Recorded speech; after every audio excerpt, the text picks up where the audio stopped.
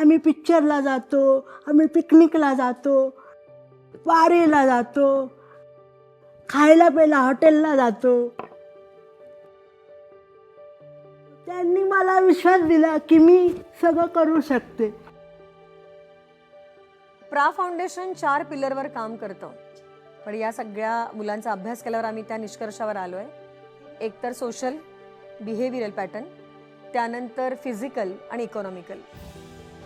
कारण या मुलांमध्ये एक वेगवेगळ्या चॅलेंजेस असताना, फिजिकल चॅलेंज असताना, मेंटल चॅलेंज असताना सुद्धा त्यांच्याकडे काही टॅलेंट असतात आणि ते टॅलेंट शोधून काढून त्यातनं त्यांना स्किल डेव्हलप करता आलं आणि मग ते आपण कन्वर्ट केलं की ते एक रेव्हेन्यू जनरेशन होऊ शकतं का, याचे आम्ही सतत प्रयोग करत असतो.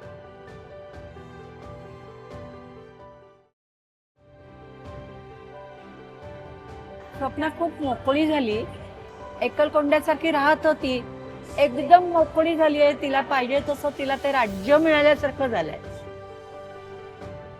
एका घरासाठी, एका मुलाच्या पालकांसाठी हा अत्युच्च क्षण असेल की मुलगा आज पूर्ण नॉर्मल बिहेवियरला शिफ्ट झालेला आहे.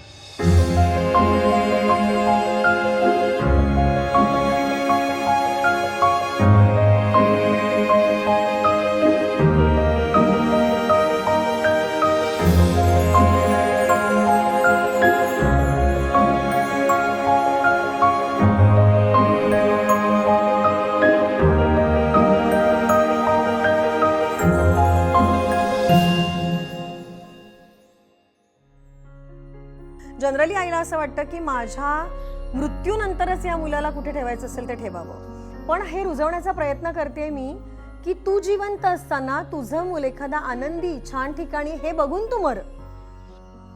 सामान्य माणसासारखं हेवा देवा या मुलांना माहीतच नाही, आपलं दुसऱ्याचं हे कळत नाही. त्यामुळे यांचं प्रेम हा फार प्युअर आहे. म्हणजे याचे खूप उदाहरणं तुम्हाला तिथे दिसत आहे. एकमेकांची काळजी घेणे, एकमेकांना सांभाळणे, भरवणे, रडत असेल तर त्यांना गोंजारणे, या सगळ्या गोष्टी इथे छान होतात जे आपल्या शहाण्या मुलांना सुद्धा नाही करणार कदाचित. मुलांना खूप साचेबद्ध जगवत नसल्यामुळे आणि या निसर्गाच्या सानिध्यात ही मुलं असल्यामुळे मला खूप छान रिझल्ट मिळत आहेत.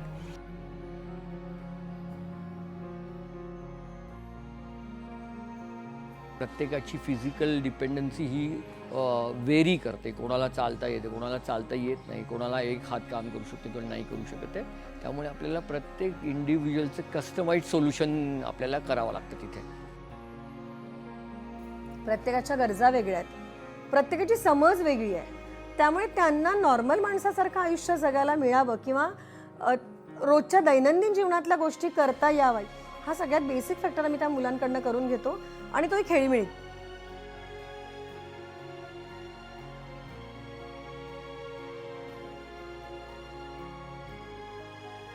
आमच्याकडे कुठले रूल्स नाहीये, कुठले रेग्युलेशन्स नाहीये, कुठलं वेळापत्रक नाही, कारण हे मुलांचं घर आहे. घरामध्ये जसं आपण पाहिजे तेव्हा जेवतो, पाहिजे तेव्हा खेळतो, पाहिजे तेव्हा आपण सण साजरे करतो. जसं मी म्हटलं की 12 महिन्याचे 12 सण आमचे खूप जोरात साजरे होतात. हे तर प्रामध्ये एक वेगळी गोष्ट आहे की आम्ही दिवाळीला देवाची पूजा करतो, गणपतीमध्ये गणपतीची पूजा करतो, क्रिसमसमध्ये चर्चमध्ये पण जाऊन येतो. या मुलांना डिस्ट्रॅक्शन्स खूप असतात, खूप हायपर होतात, त्यामुळे त्यांना सेटल करणं खूप महत्त्वाचं असतं. तर त्या सेटल करण्यासाठी कलर थेरपी आहे, कारण रंगांमध्ये ही मुलं छान डुंबून जातात किंवा रंगांमध्ये यांचा हायपरनेस विसरून जातात. तर ही कलर थेरपी डिझाईन करण्यासाठी आम्ही या पणत्यांचं प्रयोजन दरवर्षी आखतो. या पणत्या विकणे, यांना एक्झिबिशन्सला पाठवणे, तिथे त्यांना उभं करणे, सामान्य माणसाशी त्यांना इंटरॅक्ट करणे, सोशल कॉज करता करता आम्ही यांना इकॉनॉमिक सिस्टीममध्ये सुद्धा बसवतोय. या मुलांच्या प्रॉडक्टिव्हिटी ही जनरल मुलांच्यापेक्षा खूप जास्त आहे. कारण ही मुलं कधी मोबाईलवरती बसत नाही, ही मुलं कधी गॉसिप करत नाहीत. या मुलांना तुम्ही एकदा काम दिलं की ती बसली काम करायला की त्यांना जेवढं टार्गेट दिलं ते संपल्याशिवाय ते उठत नाही. आणि सगळ्यात मोठं म्हणजे हे जरी अनस्किल्ड वर्क असलं तरी ते कधी त्याच्यातून कंटाळून जात नाही. आमच्याकडे कापूर तयार करण्याचं मशीन आहे, ज्या मुलं सुंदर पद्धतीने कापूर तयार करतात, पॅकेजिंग करतात. कपड्यांपासून अनंत वस्तू आमच्याकडे केलेल्या आहेत, म्हणजे बॅग्स आहेत, साडी कवर आहेत, लॉन्ड्री होल्डर आहे, अशा बऱ्याच वस्तू यांच्याकडनं केल्या जातात. म्हणजे या मुलांनी त्या वस्तू केल्यात म्हणून कॉम्प्रोमाइज असावं किंवा दयाबुद्धीने लोकांनी यांच्याकडे बघून यांच्या वस्तू घ्याव्या हे मला मान्य नाही आहे. तर यांचं फिनिशिंग, यांचं डेडिकेशन हे सगळं गृहीत धरून या लोकांनी यांच्या वस्तू घ्याव्या आणि त्यांना पायावर उभं राहण्यासाठी एक संधी द्यावी. या मुलांची एक कम्युनिटी तयार करायचा प्रयत्न करतो. कुठल्या एक 3-4 वर्षामध्ये आमचं असं आहे की असं सेंटर उभं राहिलं पाहिजे की ते एक 50 जणांचं असेल आणि त्या 50 जणांमध्ये वेगवेगळ्या कॅटेगरीमधल्या पण मेंटली रिटार्डेड वाली जे असतो आपण की ज्यांना स्पेशल म्हणतो आपण, तर त्यातल्या मुलांसाठी आपल्याला तयार करायचं आहे. आणि तुम्हाला जर वाटत असेल या मुलांसाठी काहीतरी कॉन्ट्रीब्यूट करायला पाहिजे तर तुम्ही एखाद्या मुलाचा खर्च उचलू शकता किंवा एखादी सोय इथे करण्यासाठी तुम्ही कॉन्ट्रीब्यूट करू शकता किंवा या मुलांसाठी काहीतरी करू शकता.